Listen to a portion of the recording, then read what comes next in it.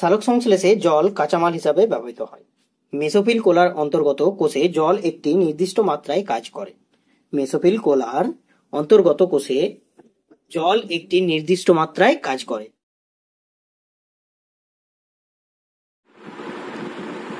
Good evening students.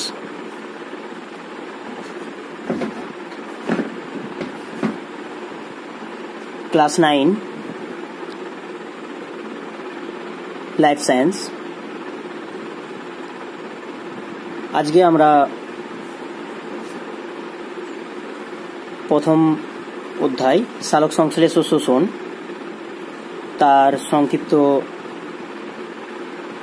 ব্যাখ্যা, সালোক সংশ্লেষের উপাদান, সালোক সংশ্লেষ স্থল, সালোক সংশ্লেষ পদ্ধতি, সালোক সংশ্লেষের তাৎপর্য ক্লিয়ার করব। তো জীবন বিজ্ঞান মানে হচ্ছে প্রাণী, জীব। জীব মানে কি জানো? জীব মানে হচ্ছে যার জীবন আছে। জীব আর জড় দু রকমের।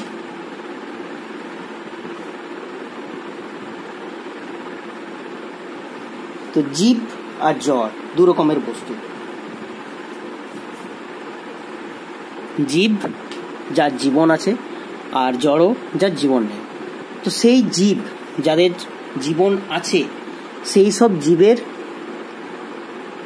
বিষয়ে যে বিজ্ঞান, মানে সেই সব জীবদের নিয়ে যে বিজ্ঞান, তাদেরকে নিয়ে পরীক্ষা এবং নানা রকম গবেষণা, পর্যবেক্ষণ ইত্যাদি, এগুলোই সমস্ত জীবন বিজ্ঞানের মধ্যে অন্তর্ভুক্ত আছে। তো আজকে আমরা প্রথম অধ্যায়, নবম শ্রেণীর ক্লাস 9-এর প্রথম অধ্যায় সালোক সংশ্লেষ ব্যাখ্যা, সংজ্ঞা, উপাদান, স্থল, পদ্ধতি এবং তাৎপর্য। কারণ কি সালোক সংশ্লেষের কারণ, তাৎপর্য মানে হচ্ছে কারণ কি। তো এগুলো ব্যাখ্যা করব, এগুলো নিয়ে একটু পড়াশোনা করব। তো স্টুডেন্টস, আজকের টপিক হচ্ছে সালোক সংশ্লেষ। আচ্ছা, বলতে পারবে সালোক সংশ্লেষ কাদের হয়? মানুষের, প্রাণীদের, না কি উদ্ভিদদের? দেখো, তিন প্রকারের জিনিস। এক মানুষ, দুই প্রাণী, আর তিন হচ্ছে উদ্ভিদ। মানুষ এবং প্রাণী এরা দুজনেই কিন্তু চলন করতে পারে, কিন্তু যারা উদ্ভিদ তাদের কিন্তু চলন সম্ভব নয়, চলন এবং গমন সম্ভব নয়। তাই সালোক সংশ্লেষ কাদের হয় বলতো? যারা নিজের খাবার নিজে তৈরি করে খায়। আমরা যেমন মানুষ, আমরা আমাদের খাবার প্রকৃতি থেকে নিয়ে তারপরে তৈরি করি এবং সেটা খাই। কিন্তু আমরা কি স্বভোজী হলাম তাহলে? মানে নিজেই নিজের খাবার তৈরি করলাম কি? তো নিজে নিজের খাবার তৈরি করাকে বলা হচ্ছে সালোক সংশ্লেষ। আমরা যদি সূর্যের আলো, অক্সিজেন, জল এইসব নিয়ে যদি নিজেদের মধ্যে, নিজেদের শরীরের ভিতরে যদি খাবার তৈরি করতে পারতাম, তাহলে আমাদের মধ্যেও সালোক সংশ্লেষ হতো। কিন্তু সালোক সংশ্লেষ কাদের হয় কেউ বলতে পারবে? হ্যাঁ, উদ্ভিদদের হয়। তো উদ্ভিদরা এক বিশেষ প্রক্রিয়ায় খাবার তৈরি করে, সেটার নামই হচ্ছে সালোক সংশ্লেষ। এবারে সেই যে সালোক সংশ্লেষ কোথায় হয়, কোথায় হয় বলো তো? সালোক সংশ্লেষ উদ্ভিদের কোন অংশে হয়? উদ্ভিদের তো অনেকগুলো অংশ আছে, তাই তো? উদ্ভিদের অনেকগুলো অংশ আছে, তার মধ্যে কোন অংশে সালোক সংশ্লেষ হয়? কাণ্ড, মূল, শিকড় ফল, ফুল, পাতা কোথায় হয়? হ্যাঁ, পাতাতে হয়। পাতাতে এক জাতীয় বিশেষ জিনিস থাকে, যার কারণে এই সালোক সংশ্লেষ হয়। তো আস্তে আস্তে আমরা সব কিছু জানবো। তো ফার্স্ট যে সালোক সংশ্লেষের ব্যাখ্যা, সংজ্ঞা, সেটা কি সেটা আমরা এবারে জানব। তো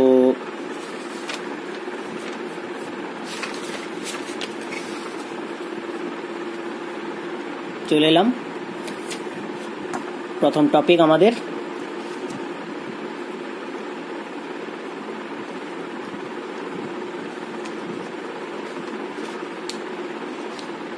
সালোক সংশ্লেষ কাকে বলে। এখানে অনেক বড় করে লেখা আছে, তাও তোমাদের দরকার, কারণ তোমাদের শুধুমাত্র এমসিকিউর জন্য নয়, তোমাদেরকে বোর্ড এক্সামের জন্য তৈরি হতে হবে। তাই আমি তোমাদেরকে সমস্তটাই পড়িয়ে তারপরে সেটার থেকে ইম্পর্টেন্ট কী কী জিনিস থাকবে না থাকবে, কোনটা ইম্পর্টেন্ট সব থেকে বেশি তোমাদের পড়লে ভালো হয়, সেগুলো আমি বলে দেব। তো এখন শুরু করি। আসলে বইটা অনেক পুরনো তো, আর এই বই থেকে তোমরা যদি পড়ো তাহলে তোমাদের খুব ভালো নাম্বার হতে পারে, ঠিক আছে? কারণ আগেকার জিনিস আর খুব কমই আছে।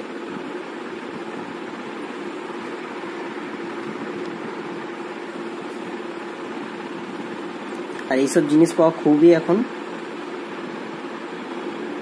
দুর্মূল্য যাকে বলা হয়।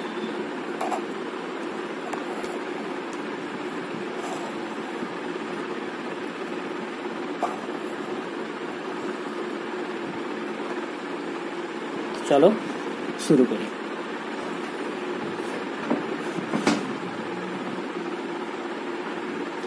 তো ফার্স্ট চ্যাপ্টার, সালোক সংশ্লেষ ও শ্বসন। সালোক সংশ্লেষের ইংলিশ কি? তোমাদেরকে কিন্তু ইংলিশেও অনেক কিছু শিখতে হবে, তার জন্য ইংলিশটাও তোমাদেরকে ভালোভাবে জেনে নিতে হবে। সালোক সংশ্লেষ, যেটার ইংলিশ নেম হচ্ছে ফটোসিনথেসিস। ফটো মিন্স ক্যামেরাতে ফটো তোলো সেই ফটো, হ্যাঁ ক্যামেরাতে সেই ফটো তোলো সেই ফটো।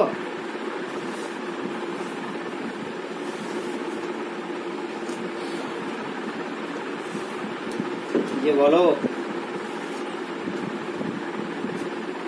ফটোসিনথেসিস, কেউ বলতে পারবে? এর মানে হচ্ছে সালোক সংশ্লেষ। সিনথেসিস মানে হচ্ছে সংশ্লেষ, আর ফটো মিন্স সালোক, সূর্যের উপস্থিতি। ফটো মিন্স সূর্যের উপস্থিতিতে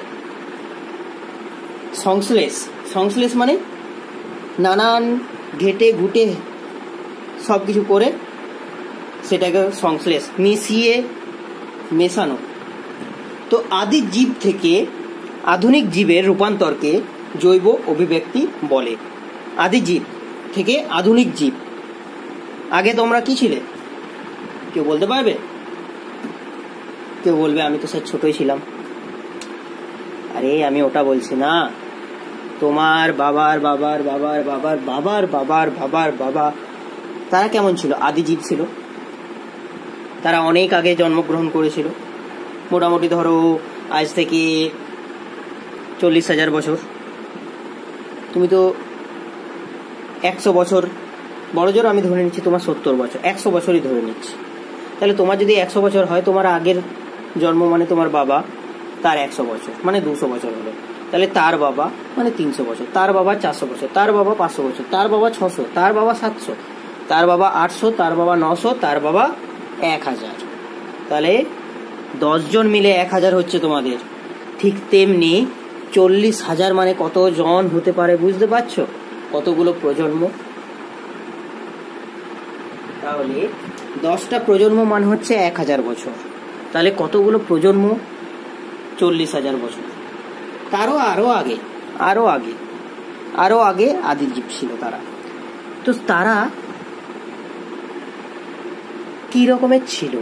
সেই জীব থেকে আধুনিক জীব এখন তুমি দেখো কেমন, জামা প্যান্ট পরো, তাই তো, পড়াশোনা করছো, ফোনের সাহায্যে ইউটিউব থেকে পড়াশোনা করছো, সব কিছুই এখন সম্ভব। তাহলে সেই আদি জীব থেকে আধুনিক জীবের যে রূপান্তর হয়েছিল, যে রূপান্তর হয়েছে, সেটাকে কি বলা হয়? জৈব অভিব্যক্তি। এটা কিন্তু কমন ছোট একটা জিনিস, কিন্তু জৈব অভিব্যক্তি কাকে বলা হয় এটা এর মধ্যে পড়তে পারে। তার জন্য এটা কিন্তু আমি লাইন টেনে দিলাম যাতে তোমাদের মনে থাকে। বলছে কোটি কোটি বছরের ব্যবধানে এইসব আদি জীব, আদি বা উদ্বংশীয় এককোষী সরলদেহী জীবসমূহ অতি মন্থর অথচ অবিরাম গতিতে পরিবর্তিত হয়ে বর্তমানে লক্ষ লক্ষ ধরনের বহুকোষী জটিলদেহী জীব অর্থাৎ উদ্ভিদ ও প্রাণীতে পরিণত হয়েছে। বলছে আগে কোটি কোটি বছর আগে, কোটি কোটি বছর, আমি তো 40,000 বললাম, এবার কোটি কোটি বছরের ব্যবধান বলছে। তাহলে ভাবো তুমি কতগুলো প্রজন্মর আগে শুধুমাত্র এক কোষী জীব, এক কোষী মানে একটা কোষ।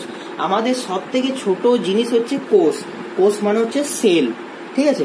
সেই সেল যে এক কোষী জীব, এক কোষী জীব কিন্তু এখনো আছে। সেই এক কোষী জীব থেকে অনেক অনেক অনেক অনেক আস্তে আস্তে মন্থর কিন্তু অবিরাম গতিতে আস্তে আস্তে হয়েছে, কিন্তু অনেক তাড়াতাড়ি বিভাজিত হয়েছে, মানে অনেক কিছুতে বিভাজিত হয়ে গেছে। বিভাজিতটা আস্তে আস্তে হয়, কিন্তু অনেক কিছুতে বিভাজিত হয়ে গেছে। সেই অনেক কিছুতে বিভাজিত হয়ে হয়ে বর্তমানে লক্ষ লক্ষ ধরনের বহুকোষী। দেখো তুমি আছো, তোমার মতন একজন, তোমার মতনই আবার আরেকজন মানুষ, কিন্তু তোমার মতন নয় দেখতে, তার দেহে অন্য কোষ আছে। অন্য কোষ বলতে সেলই আছে, কিন্তু সেই সেলগুলো আলাদা কাজ করছে, যার জন্য তোমার থেকে ও দেখতে আলাদা।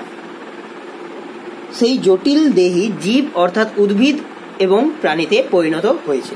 পৃথিবীতে এই সব জীবের বেঁচে থাকার মূলে রয়েছে এক অদৃশ্য শক্তি। এই শক্তির মূল উৎসই হলো সূর্য।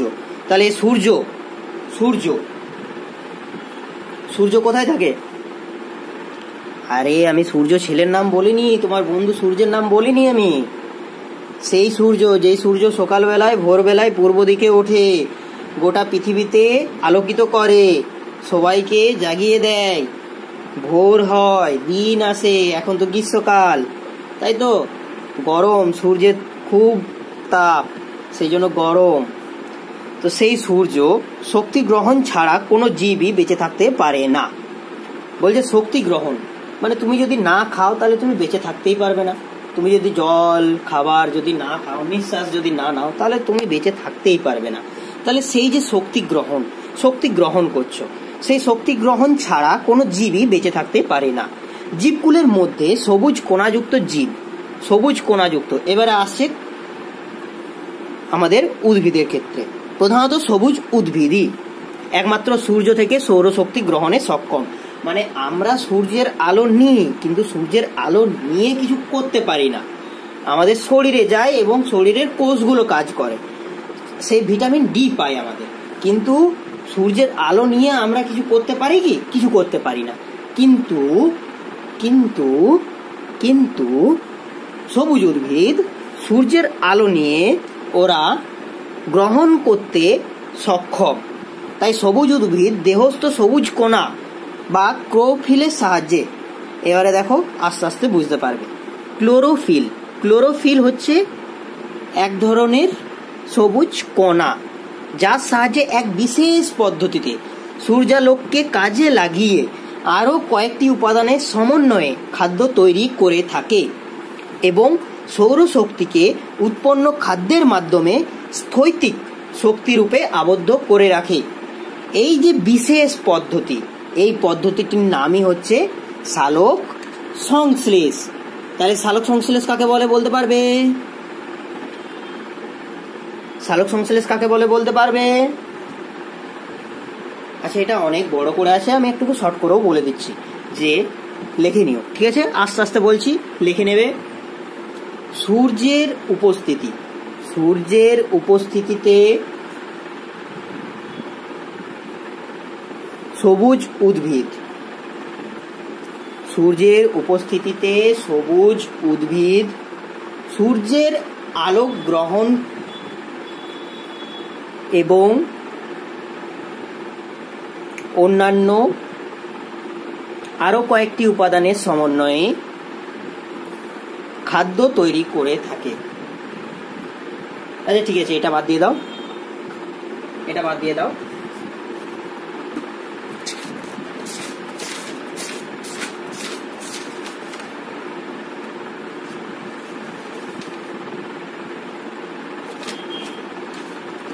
এটা বাদ দিয়ে দাও, বাদ দিয়েছো?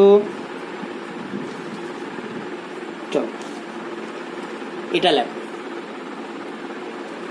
সালোক সংশ্লেষ খাতায় খাতা আর পেন অবশ্যই নিয়ে বসবে, পড়ার সময় কিন্তু খাতা আর পেন অবশ্যই নিয়ে বসতে হয়, ঠিক আছে? তাহলে খাতা আর পেন কি অবশ্যই নিয়ে বসো। এবারে লেখো।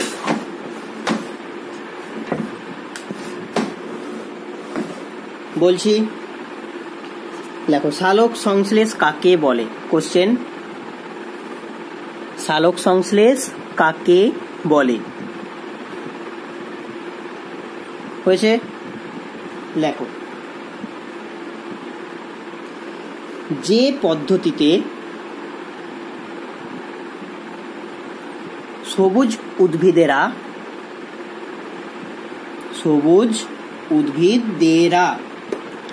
আলোকের ফোটন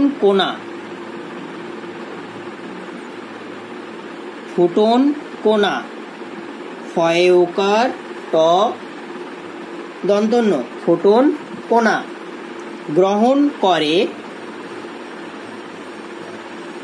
আলোক শক্তিকে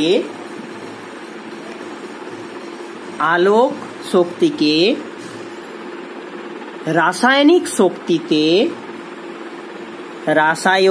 শক্তিতে রূপান্তরিত করে, তাকে সালোক সংশ্লেষ বলে। কি লিখলে? আমি বলে দিচ্ছি, আস্তে আস্তে মিলি নাও। যে পদ্ধতিতে সবুজ উদ্ভিদেরা আলোকের ফোটন কণা গ্রহণ করে আলোক শক্তিকে রাসায়নিক শক্তিতে রূপান্তরিত করে, তাকে সালোক সংশ্লেষ বলে। আরেকটা লেখো, এটা হলো 1 নাম্বার সংজ্ঞা। আরেকটা লেখো দ্বিতীয় সংজ্ঞা, যেটা তোমাদের মনে হবে সেটাই লিখবে পরীক্ষাতে। যে শারীরবৃত্তীয় প্রক্রিয়ায়, বানান বলতে হবে, তোমরা ক্লাস 9-এ পড়ো। যে শারীরবৃত্তীয় প্রক্রিয়ায় সবুজ উদ্ভিদ দেহে সূর্যালোকের উপস্থিতিতে ও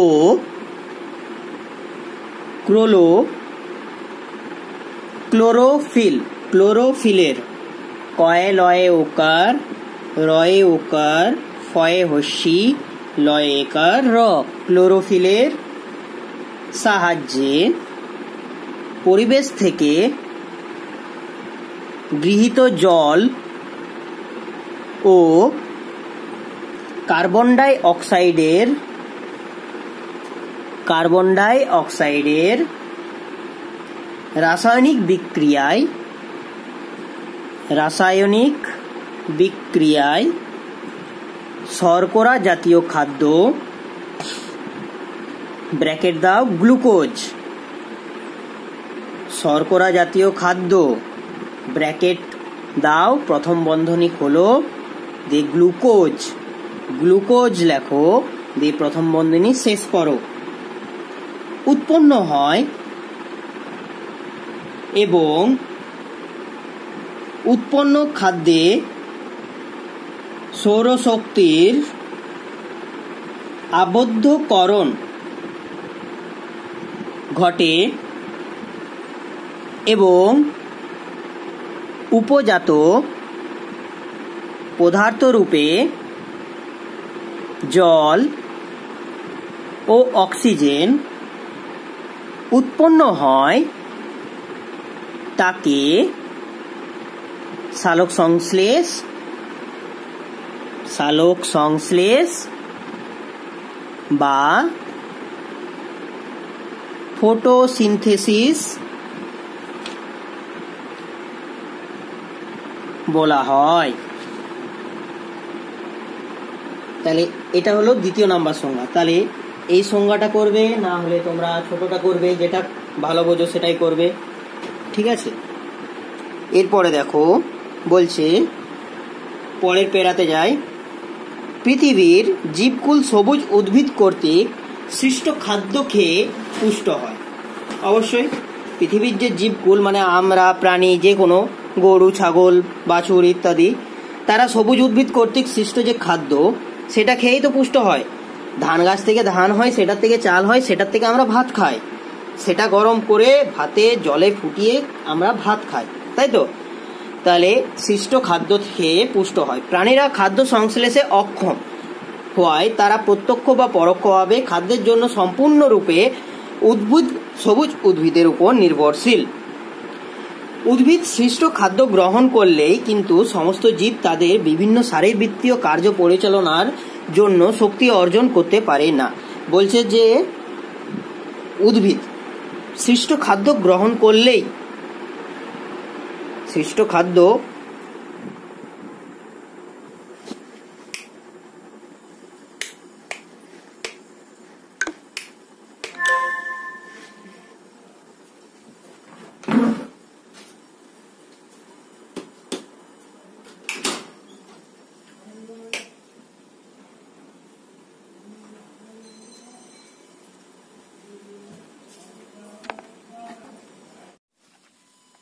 তাহলে কি বলছে দেখো, উদ্ভিদ সৃষ্ট খাদ্য গ্রহণ করলেই কিন্তু সমস্ত জীব তাদের বিভিন্ন শারীরবৃত্তীয় কার্য পরিচালনার জন্য শক্তি অর্জন করতে পারে না। কারণ খাদ্যস্থ স্থৈতিক শক্তি কোনো কর্মদক্ষতা দিতে পারে না। স্থৈতিক শক্তি যতক্ষণ না তাপ ও গতিশক্তিতে রূপান্তরিত হতে পারছে ততক্ষণ পর্যন্ত জীবেরা কোনো কর্মক্ষমতা লাভ করতে পারে না। তাই জীবদেহে গৃহীত খাদ্যস্থ স্থৈতিক শক্তি রূপে এক বিশেষ পদ্ধতিতে গতি বা তাপ শক্তিতে রূপান্তরিত করে এবং এই শক্তিকে কাজে লাগিয়ে প্রতিটি জীব তার যাবতীয় জৈবনিক ক্রিয়া সম্পন্ন করে থাকে। এই পদ্ধতিকে বলা হয় শ্বসন। তাহলে একটা হলো সালোক সংশ্লেষ এবং 2 নাম্বারটা হলো শ্বসন। শ্বসনটা আমরা আরো ভালোভাবে বোঝাবো, কিন্তু তার আগে আমরা আরো কিছু যেগুলো বলেছি আজকে সেগুলো আমরা টপিকগুলো ক্লিয়ার করি।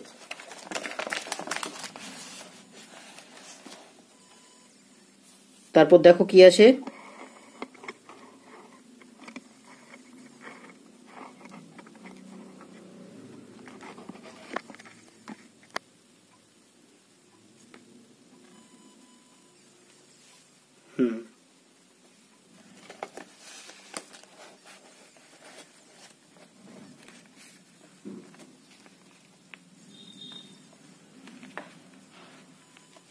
চলো শুরু করা যাক। বলছে সালোক সংশ্লেষ সংক্রান্ত পরীক্ষা, মানে সালোক সংশ্লেষ সংক্রান্ত পরীক্ষা, সালোক সংশ্লেষ কিভাবে হয় না হয় সেগুলো আর কি পরীক্ষা করে দেখেছে। তো বলছে যে 1648 খ্রিস্টাব্দে, 1648 খ্রিস্টাব্দে মানে 1945, এটা মানে কত আগে বুঝতে পারছো, আমাদের ভারত স্বাধীন হওয়ার অনেক আগে খ্রিস্টাব্দে ভ্যান হেলমন্ট উইলো, নামটা মনে রাখবে, কি নাম, ভ্যান হেলমন্ট উইলো, 1648 খ্রিস্টাব্দে। কত, 1648 খ্রিস্টাব্দে ভ্যান হেলমন্ট উইলো গাছ নিয়ে সালোক সংশ্লেষ এর প্রথম পরীক্ষাটি করেন। তাহলে এটা কিন্তু আসতে পারে যে গাছ নিয়ে সালোক সংশ্লেষের প্রথম পরীক্ষাটি কে করেন, 1648 খ্রিস্টাব্দের ভ্যান হেলমন্ট উইলো। গাছটির ওজন বৃদ্ধির কারণ হিসাবে তিনি সিদ্ধান্ত করেন যে উদ্ভিদ সালোক সংশ্লেষের সময় মাটি থেকে জল গ্রহণ করে। মানে গাছটি, একটা গাছ রেখেছিল, সেই গাছটি সালোক সংশ্লেষের সাহায্যে কাজ করছে, কিন্তু তার ওজনও কিন্তু বৃদ্ধি হচ্ছে। সে কিন্তু সেই যে টবে রেখেছিল সেই টবটা কিন্তু ওজন করে দেখতো, তো দেখছে ওজনও কিন্তু বৃদ্ধি হচ্ছে। তাহলে সেটা কি করেছে, বলছে গাছটির ওজন বৃদ্ধির কারণ হিসাবে তিনি সিদ্ধান্ত করেন যে উদ্ভিদ সালোক সংশ্লেষের সময় মাটি থেকে জলও গ্রহণ করে। সালোক সংশ্লেষের দ্বিতীয় যুগান্তকারী পরীক্ষাটি করেন জোসেফ প্রিস্টলে। প্রথমটা কিন্তু সবাই মনে রাখে, কিন্তু দ্বিতীয়টাকে মনে রাখে, তাহলে তোমাদেরকে দ্বিতীয়টাও মনে রাখতে হবে। সালোক সংশ্লেষে দ্বিতীয় যুগান্তকারী পরীক্ষাটি করেন কে? জোসেফ প্রিস্টলে। তিনি একটি বদ্ধ জারে রক্ষিত একটি ইঁদুরকে, একটি বদ্ধ জার, সেখানে একটি ইঁদুরকে সূর্যালোকে রেখে এবং অপর একটি বদ্ধ জারে ইঁদুর সহ একটি চারা গাছকে নিয়ে পরীক্ষা করার সময় দেখতে পান যে প্রথম ক্ষেত্রে কিছুক্ষণ পরে ইঁদুরটি মরে গেলে, মানে বলছে যে একটা বদ্ধ জার যেখানে কোনো বদ্ধ জার মানে হচ্ছে কোনো ছিদ্রও নেই, সেই বদ্ধ জারে একটা ইঁদুরকে রাখলো এবং আরেকটিকে কিন্তু সম্পূর্ণ, এটা বলছে কোথায় হচ্ছে, সূর্যালোকেই রাখা হয়েছে। কিন্তু আরেকটা বদ্ধ জারে ইঁদুর সহ একটি চারা গাছও কিন্তু রাখা হলো। তো দেখতে পেল যে প্রথম যে বদ্ধ জারটা ছিল 1 নাম্বার, সেটাতে যে শুধুমাত্র ইঁদুরটা ছিল সেটা কিন্তু কিছুক্ষণ পরে মারা গেল, কিন্তু দ্বিতীয় ক্ষেত্রে যে ইঁদুরটি ছিল সেটা কিন্তু সুস্থভাবে বেঁচে আছে। এই পরীক্ষা থেকে তিনি সিদ্ধান্ত করেন যে সবুজ উদ্ভিদ সালোক সংশ্লেষকালে, যখন সালোক সংশ্লেষ করে তখন সালোক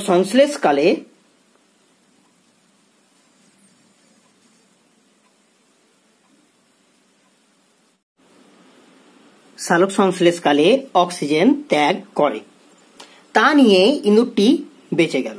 সেই যে অক্সিজেন, সেই অক্সিজেনের প্রভাবে সেই ইঁদুরটি কিন্তু বেঁচে গেল। পক্ষান্তরে শ্বসনে নির্গত কার্বন ডাই অক্সাইড গাছটি শোষণ করে থাকে। তাহলে এটার থেকে দুটোই বোঝা গেল যে সালোক সংশ্লেষের সময় কার্বন ডাই অক্সাইড কিন্তু উদ্ভিদ নেয় এবং অক্সিজেন রিলিজ করে, রিলিজ মানে ছেড়ে দেয়। এরপর আছে কি না, সালোক সংশ্লেষের ব্যাখ্যা ও সংজ্ঞা, explanation of photosynthesis and it's definition. বলছে স্থলজ উদ্ভিদ মাটি থেকে মূলরোম দ্বারা শোষিত জল মূল ও কাণ্ডের জাইলেম বাহিকার মাধ্যমে পাতার মেসোফিল কোলায় পৌঁছায়। জলজ উদ্ভিদ সারা দেহের মাধ্যমে জল শোষণ করে পাতায় পৌঁছে দেয়। জলজ যে উদ্ভিদ সারা দেহের মাধ্যমে জল শোষণ করে পাতায় পৌঁছে দেয়। ইতোমধ্যে পাতার পত্ররন্ধ্র মারফত পরিবেশের বায়ু, স্থলজ উদ্ভিদে পরিবেশের বায়ু এবং জলজ উদ্ভিদ যারা, সেগুলো জল থেকে কার্বন ডাই অক্সাইড গ্রহণ করে পাতায় পৌঁছে দেয়। পত্ররন্ধ্র, পাতার মধ্যে রন্ধ্র থাকে, সেই যে পত্ররন্ধ্র, সেই পত্ররন্ধ্র মারফত পরিবেশের বায়ু, যেগুলো স্থলজ উদ্ভিদ সেগুলো পরিবেশের বায়ু গ্রহণ করে এবং জলজ উদ্ভিদ সেগুলো জল থেকে কার্বন ডাই অক্সাইড গ্রহণ করে পাতায় পৌঁছে দেয়। পরিশেষে সূর্যালোকের উপস্থিতিতে পাতায় অবস্থিত ক্লোরোফিলের সহায়তায় জল ও কার্বন ডাই অক্সাইডের রাসায়নিক বিক্রিয়া ঘটে। ফলে পাতার কোষে সরল শর্করা বা গ্লুকোজ সংশ্লেষিত হয়। পাতায় এক ধরনের গ্লুকোজ, শর্করা জাতীয় খাদ্য তৈরি হয়, সেই সরল শর্করা বা গ্লুকোজ সংশ্লেষিত হয়। উৎপন্ন গ্লুকোজ গ্রহণ করে উদ্ভিদ তার নিজের পুষ্টি সাধন করে এবং অবশিষ্ট খাদ্যকে শ্বেত সার রূপে সঞ্চয় অঙ্গে প্রেরণ করে। শ্বেত সার আমরা এমনিতে দিই, ওরা নিজের থেকে নেয়, উদ্ভিদ নিজের থেকে নেয়। তাহলে শ্বেত সার রূপে সঞ্চয় অঙ্গে প্রেরণ করে। এইভাবে সবুজ উদ্ভিদে সালোক সংশ্লেষ ঘটে।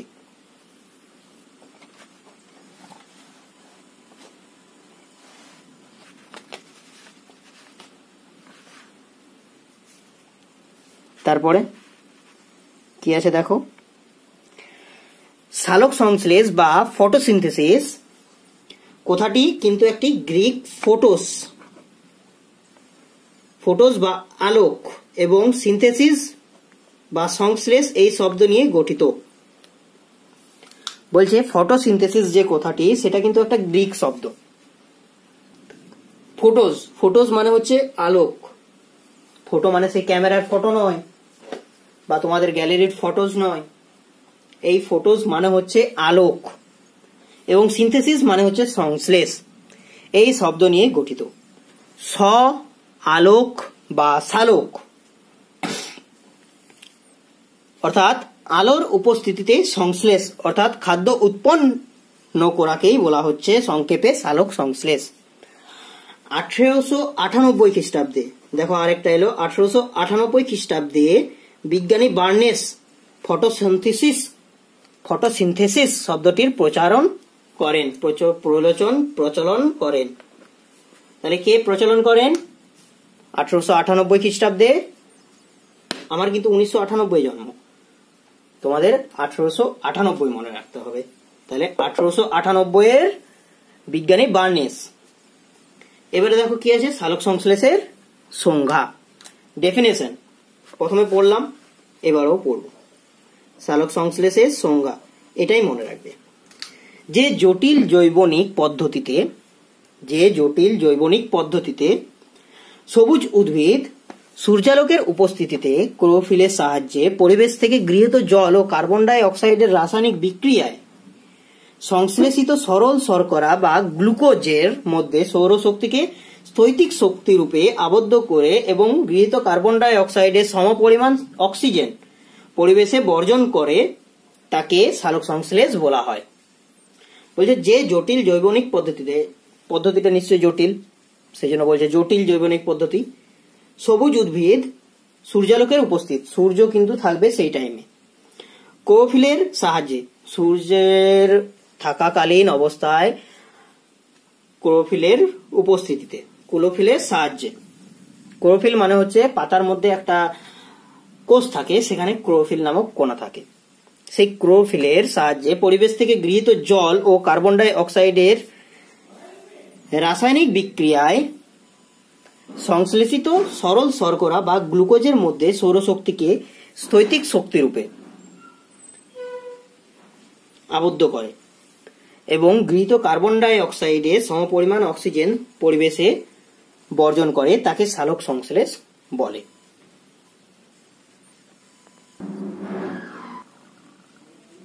এরপর কি আছে দেখো, সালোক সংশ্লেষ একটি উপচিতি বিপাক, এটার একটা ব্যাখ্যা। এটা কিন্তু একটা টিকা আসতে পারে তোমাদের, টিকা লেখো, সালোক সংশ্লেষ একটি উপচিতি বিপাক। Photosynthesis and anabolic process. তাহলে যে বিপাক ক্রিয়ায় জীবদেহের শুষ্ক ওজন বৃদ্ধি পায় তাকে উপচিতি বিপাক বলে। শুষ্ক ওজন বৃদ্ধি পায়, শুষ্ক ওজন মানে কি? যেটা ওজনটা বৃদ্ধি হয়ে যাবে কিন্তু তুমি বুঝতে পারবে না, সেটা হচ্ছে শুষ্ক ওজন। সালোক সংশ্লেষ পদ্ধতিতে জল ও কার্বন ডাই অক্সাইডের বিক্রিয়ায় গ্লুকোজ উৎপন্ন হয়ে দেহের শুষ্ক ওজনের বৃদ্ধি ঘটায়, তাই সালোক সংশ্লেষকে একটি উপচিতি বিপাক বলা হয়। এরপরে কি আছে দেখো,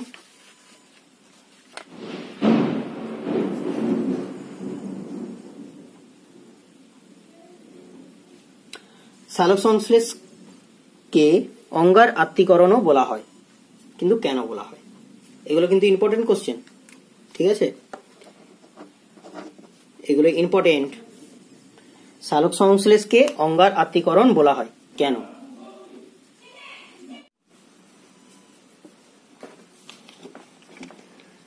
সালোক সংশ্লেষকে অঙ্গার আত্তীকরণ বলা হয় কেন না, সালোক সংশ্লেষের সময় পরিবেশ থেকে গৃহীত কার্বন ডাই অক্সাইডের কার্বন গ্লুকোজ গঠনে ব্যবহৃত হয়। পরিবেশ থেকে গৃহীত কার্বন ডাই অক্সাইডের কার্বন বা অঙ্গার কোষস্থ যৌগে অঙ্গীভূত হওয়াকে অঙ্গার আত্মীকরণ বলা হয়।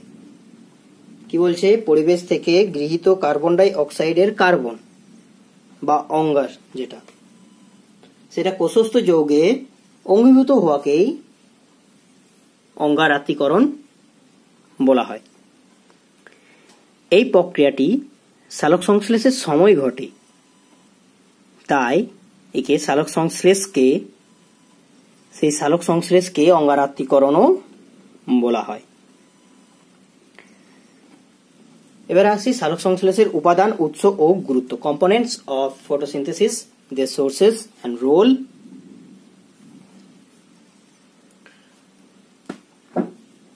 সালোক সংশ্লেষের প্রধান এবং প্রয়োজনীয় উপাদানগুলি হল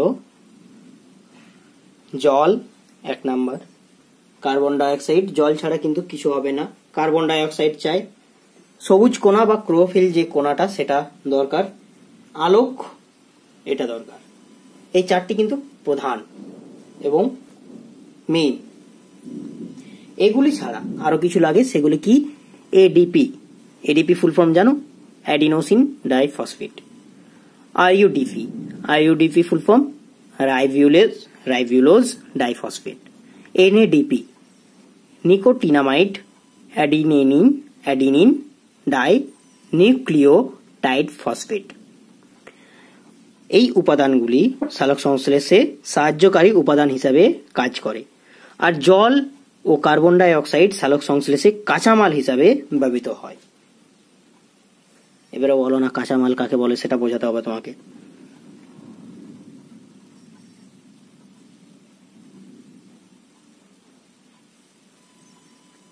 তাহলে তোমরা জানো যে জল এবং সিমেন্ট, বালি এগুলো কিন্তু কাঁচামাল হিসাবে ব্যবহৃত হয়, তেমনি এখানেও জল এবং কার্বন ডাই অক্সাইড সালোক সংশ্লেষে কাঁচামাল হিসাবে ব্যবহৃত হয়। তাহলে জল, ফার্স্ট উপাদান কি? জল।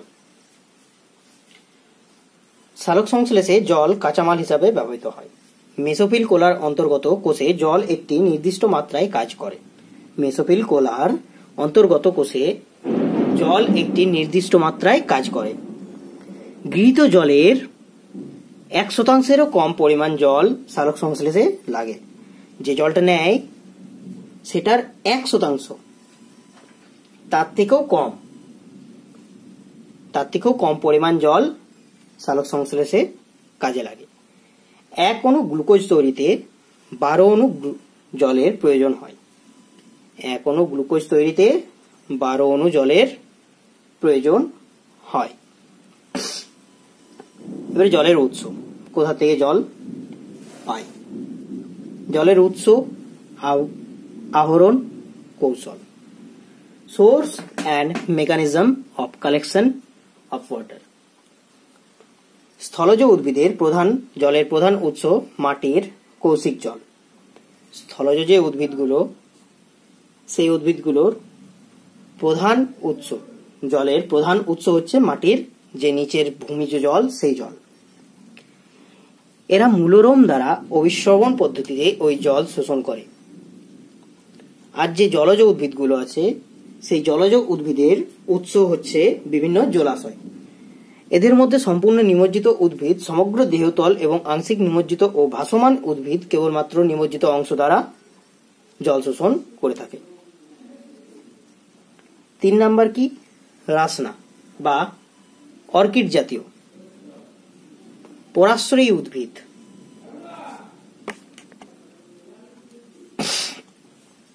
রাসনা বা অর্কিড জাতীয় পরাশ্রয়ী উদ্ভিদ তাদের ঝুলন্ত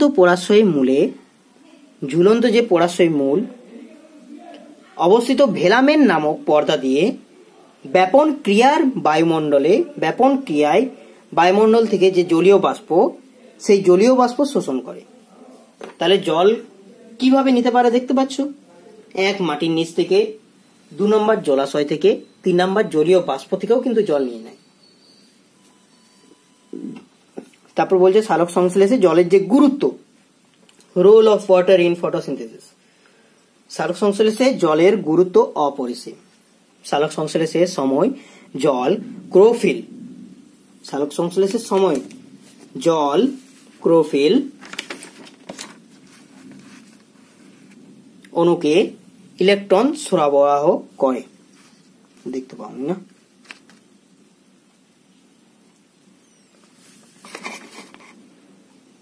দেখতে পাচ্ছ এবারে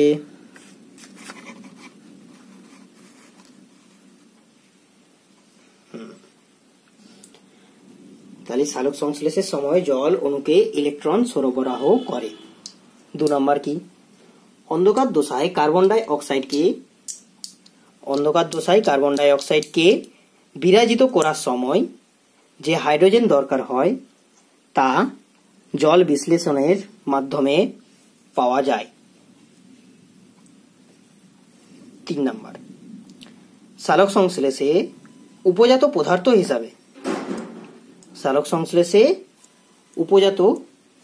হিসাবে যে অক্সিজেন পরিবেশে নির্গত হয়, সালোক সংশ্লেষে উপজাত পদার্থ হিসাবে যে অক্সিজেন পরিবেশে নির্গত হয় তার উৎস হলো জল। জলের যে চিহ্ন সেটা কেউ জানো? জল 2 অণু হাইড্রোজেন এবং 1 অণু অক্সিজেন নিয়ে গঠিত। সেই যে অক্সিজেন অণুটা থাকে, সেই অক্সিজেন অণুটাই আমাদেরকে সরবরাহ করে থাকে উদ্ভিদ। সালোক সংশ্লেষের সময় জল ভেঙে গিয়ে ইলেকট্রন, হাইড্রোজেন, অক্সিজেন ও বিপাকীয় জল উৎপন্ন করে। শর্করা গঠনের অন্যতম উপাদান হাইড্রোজেন, এর উৎসও হলো জল। 2 নম্বর কি, কার্বন ডাই অক্সাইড। আজকে এই কার্বন ডাই অক্সাইড অবধি থাকবে নাকি?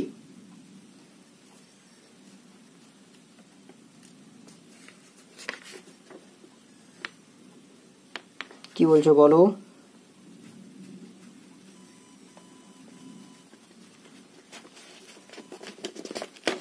কার্বন ডাই অক্সাইড অবধি থাকুক,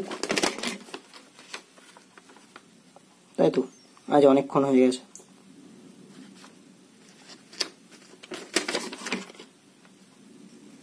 আরে বোরিং লাগবে। তো আজকের জন্য এটুকুই, জল অবধি। ঠিক আছে, আজকের যে ইম্পর্টেন্ট কোশ্চেন গুলো সেগুলো কিন্তু আমি বলে দিয়েছি, আর বলবো না। এবারে যেগুলো বলবো আমি আমারই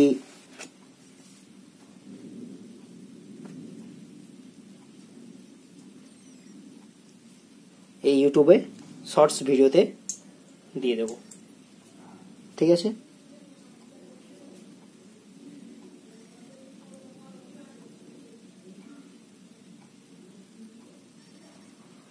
তো আজকের জন্য এইটুকুই। আবার দেখা হচ্ছে পরের ভিডিওতে, জীবন বিজ্ঞানের সেকেন্ড পার্টে।